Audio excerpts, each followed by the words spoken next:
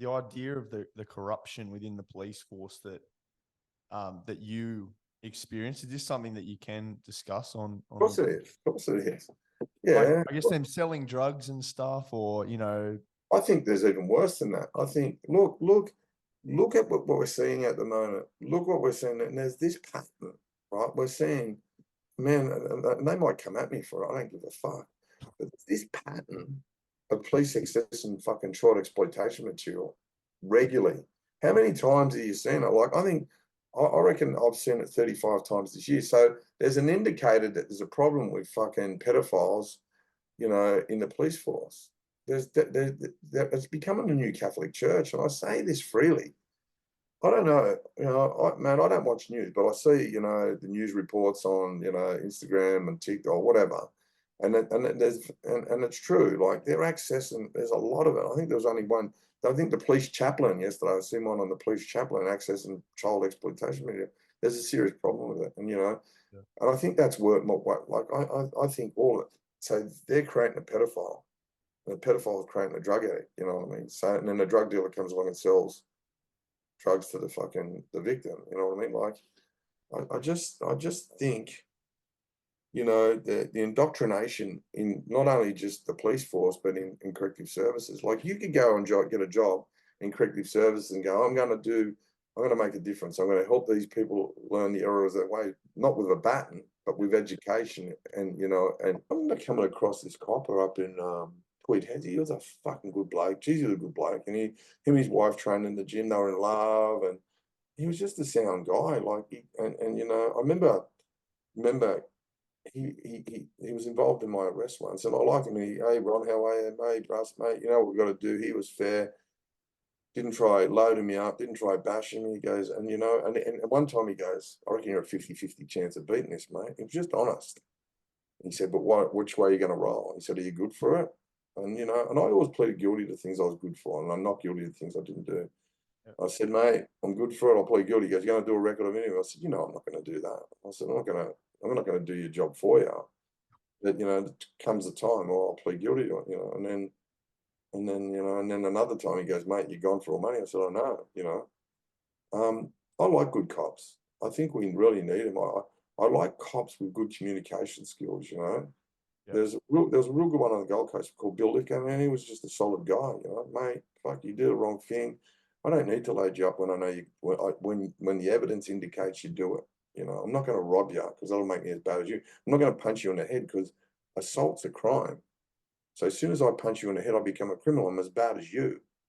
You know, this notion that we're going to bash the shit out of these kids and kick their ads in and everything, like, they know what they're doing. They're traumatizing these kids and creating future criminals. And I think that in my day, there was an awareness of that, and they knew what they were doing. And I think they learned from, you know, from psychiatrists and psychologists. I think that was part of the undercurrent of their learning. I think that you bash these people enough, they will resent you. They will start committing crimes and will be in a job, you know. I don't subscribe to do it. Like, my car got stolen, right? I didn't even report it. Why would I report it? What's the benefit of that? What's the benefit of this kid getting locked up and being traumatized and being even worse? I got my car back through Facebook, you know. Yeah. Put an ad on Facebook and someone told me where it was. Then the kids apologized to me. They said, mate, sorry, we didn't know whose car it was. And we parked it and it was fucking, they said it's full of petrol. I'd been in a petrol run, and you know, that's the other stuff they didn't disclose. Then I had to get Mary, my partner, to go down to the police station because, you know, I didn't want to be a part of them kids being traumatized through what? It's a fucking car. Who gives a fuck? See, some people listening would be like, well, if you don't report him, you know, he's not going to learn from his crime. He's not going to learn from getting locked up in the boys' home and getting fucking sexually abused either. Yeah. So, and so what is the answer? What's the difference now with the way that the police handle things back in time? Well, I guess now compared to when you were sexually abused and when you were locked up. You've got body cams they can turn off. Yeah, right. They've got body cams that, this works for us. No, that don't work for us. Turn it off. Yeah. You know, sometimes you get lucky and you get justice. Sometimes you don't. Yeah. But that's it. I think I don't know if they're blatantly as corrupt as they used to be. Yeah. but they got the dirty tricks they got these days are fucking, you know, like and you got that LECC, which the cops that investigate the cops, and there's nothing ever going to come out of that. Let's face that.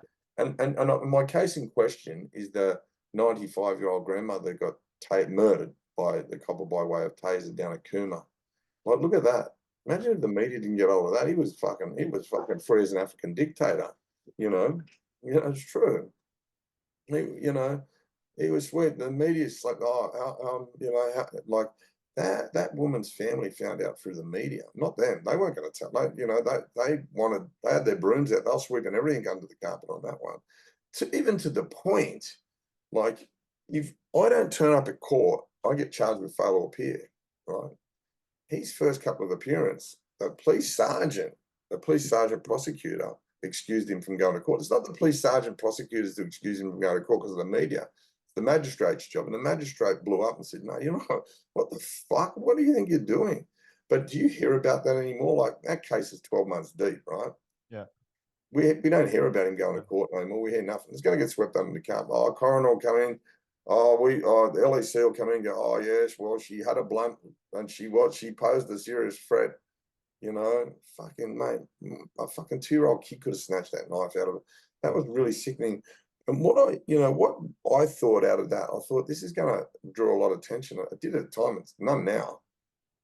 I'm just amazed that, like, you know, look, they've got a hard job, right? They deal with some really horrible things. Imagine that. Gary Jubilant, who's a friend of mine, and I like Gary. He was an ex-homicide squad and telling me, you're not going to knock on someone's door and say your fucking 3-year-old kid's been murdered. Like, man, that's a horrible job to do.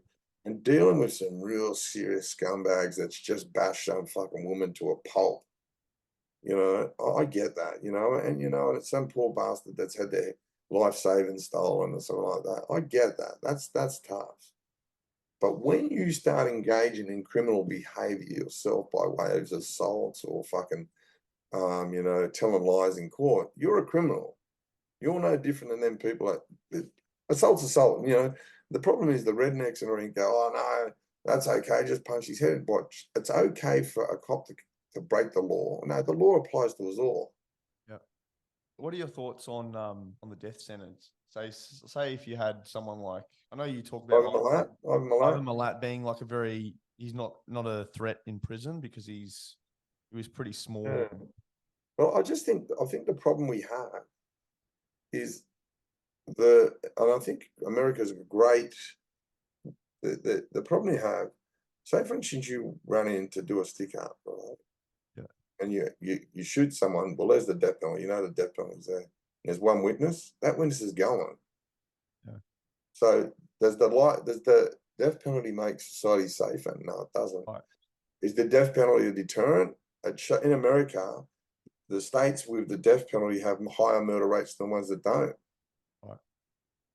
So I don't know if it's a deterrent. Oh man, yeah. mate, give me a kid killer, and mate, I'll hit the button all day. I'll stab him to death with a spoon. You know, I will fucking smack him over the head with a fork until he dies. I'm all for that.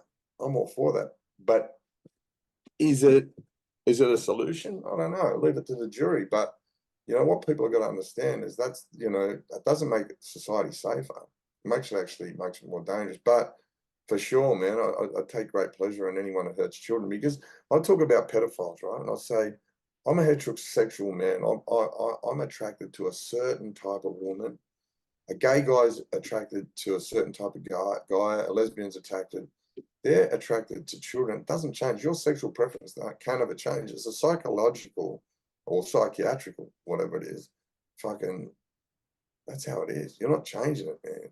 Unless they go, all right, cut off the fucking meat and potatoes, the balls, and then I don't know, and some serious medication to control their urges. Well, you know, that's the only time you live. But you got to negotiate. That's what you got to agree to. You've got these urges towards children.